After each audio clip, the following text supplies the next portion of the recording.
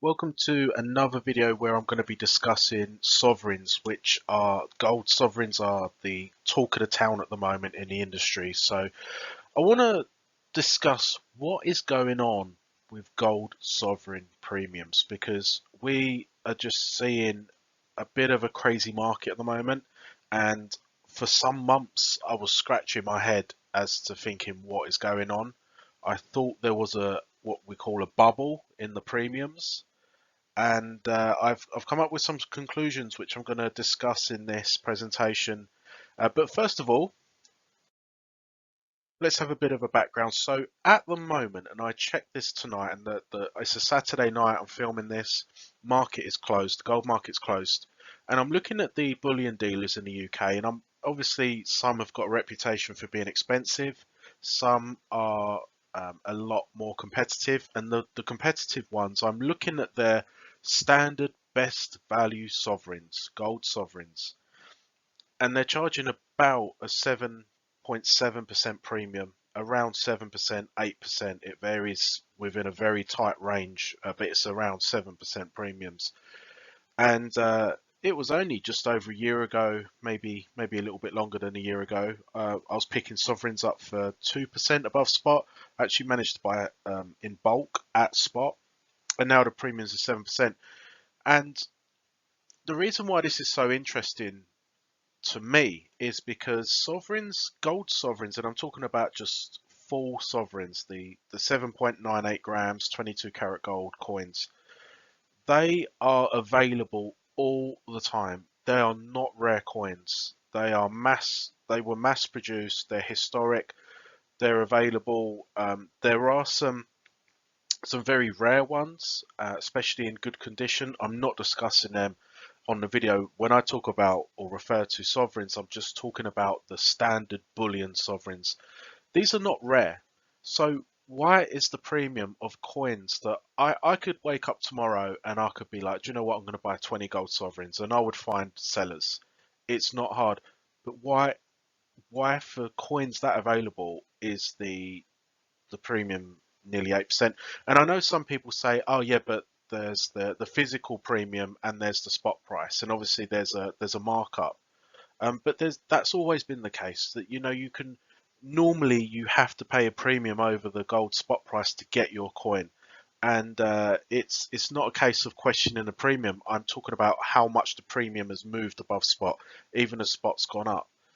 And the gold sovereign market itself was so so let's just take a step back and talk about the wider market. So about let's say the end of Q1 2022, the coin market for gold coins was in a bit of a boom. I was buying coins, sitting on them for 2 3 months, and then I was making, I don't know, £20 a coin.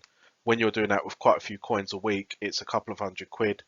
And it was quite easy to flip coins. Buy it, sit on it for a while, you'll find a seller, and mark your coin up and make a profit. There was a lot of activity, a lot of churn, a lot of trading. Then we had the invasion of Ukraine.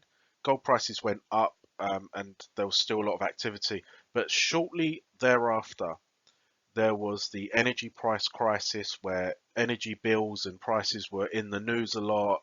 Inflation was going through the roof, and gold was actually coming down because a lot of the market expected that because consumer prices were high, central banks would keep increasing interest rates, and that would put pressure on bullion.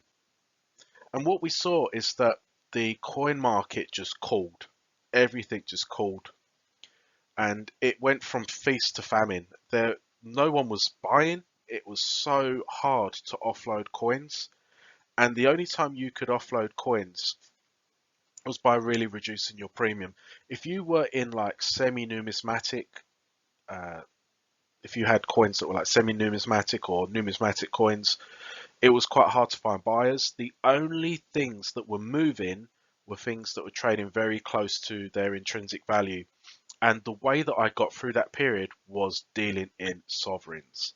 I was selling full gold sovereigns at a couple of percent above melt value, and that was bringing in an income. I wasn't making much at all, but it was bringing in an income. That was the only thing I was able to sell. I had like Saudi Arabian gold guineas. I had Peru Una Libras. No one was interested because they are higher premium coins.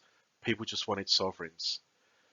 And then everything changed when um, Queen Elizabeth died, because at that time the Queen died, and we had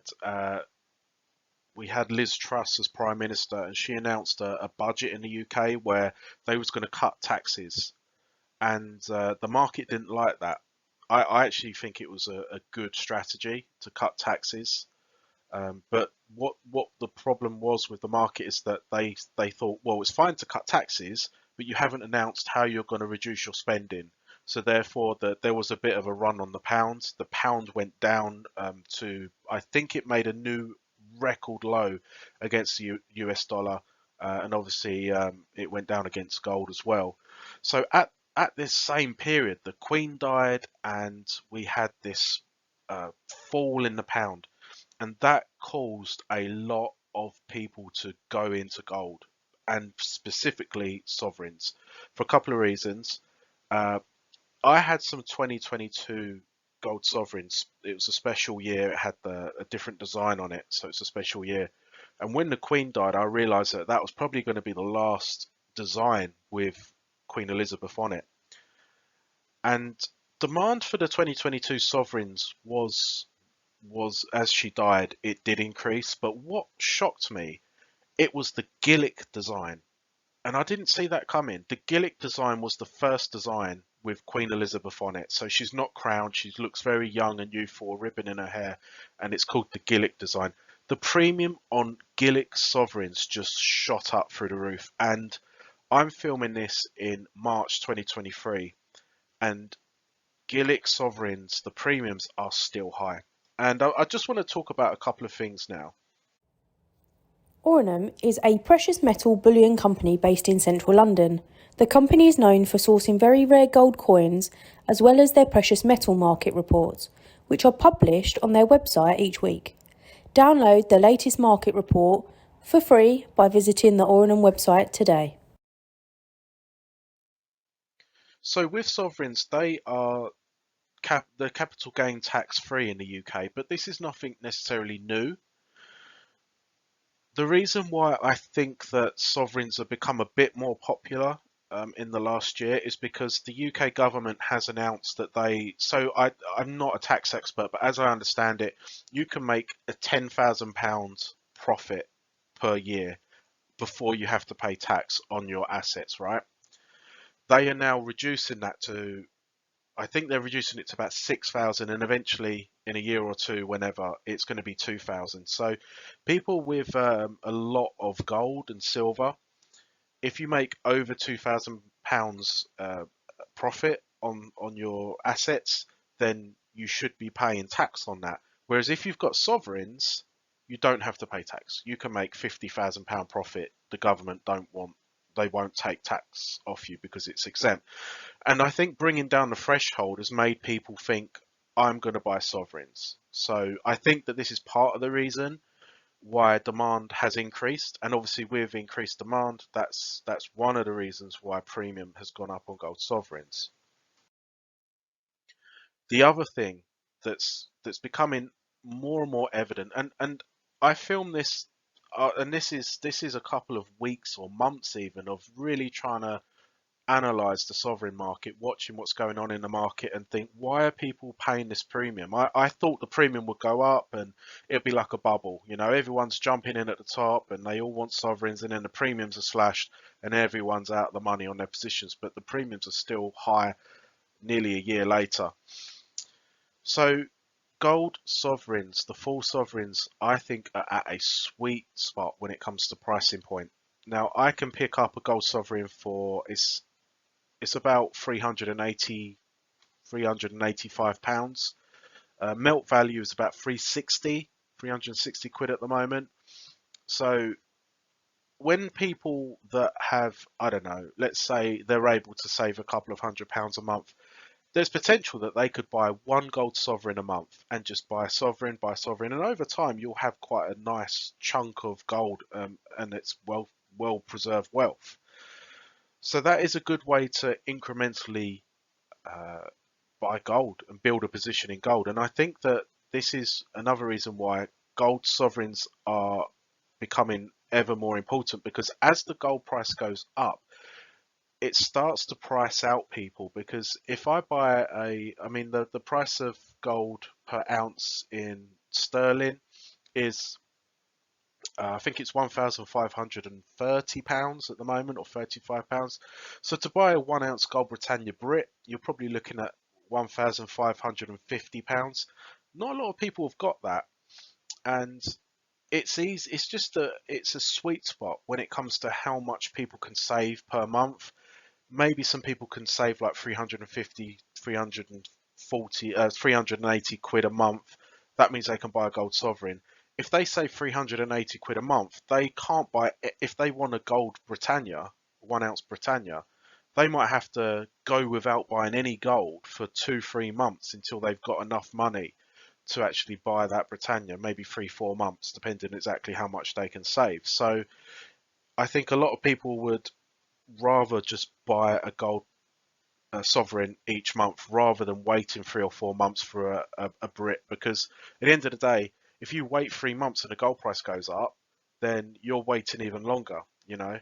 And I think that what this has done is that as there's been an increase in overall gold demand, it's not just been a broad demand for all sorts of bullion like bars and 1 ounce coins and things like that, Krugerrands and Brits and Maples. I think that a lot of this demand has been channeled into a specific niche of the coin market, and that is gold sovereigns. So I think that we're seeing an increase in demand for gold as a physical investment, because I think people are very aware of what's happened. Uh, the Turkish lira, the Egyptian pounds, the Venezuelan bolivar, they've all been absolutely hammered over the last year or two on the against the US dollar and against other on the financial the foreign exchange markets. So I think people have got an eye on that, but they've also got an eye on the fact that inflation's going up, and we think that gold is going to go up. So a lot of this increased demand is going through to one asset, and that is a gold sovereign. So I think, just to close out, premiums go through cycles. As I say, there was a time about a year and a half ago, I was I was able to buy sovereigns quite close to spot. Now you're looking at about 8% markup, but there's not much you can do. If you want to buy gold sovereigns, you have to buy you're a price taker, and you're a price taker when you're a seller and a buyer. If um if the premium's high and you want gold sovereigns, you've got to pay that premium. The only thing I would say, I've not bought gold sovereigns for a while, because I just don't. I'm not convinced that the premium is going to stay as high as what it is. I think it will remain elevated. I don't think that I'll be picking up gold sovereigns for spot anytime soon, or even spot plus 1%. But I'm not sure nearly 8% premium is like fair value. And I've been looking at other markets, and I'll give you a classic example. I picked up an Austrian gold 20 Corona coin for spot plus post. And the reason why I believe I got that is because everyone is so focused on sovereigns. So when other coins become available, they're just not getting bought up. And I bought a 1 ounce gold maple, very close to spot. I'm getting 1 ounce gold Britannias, maybe 1% above spot.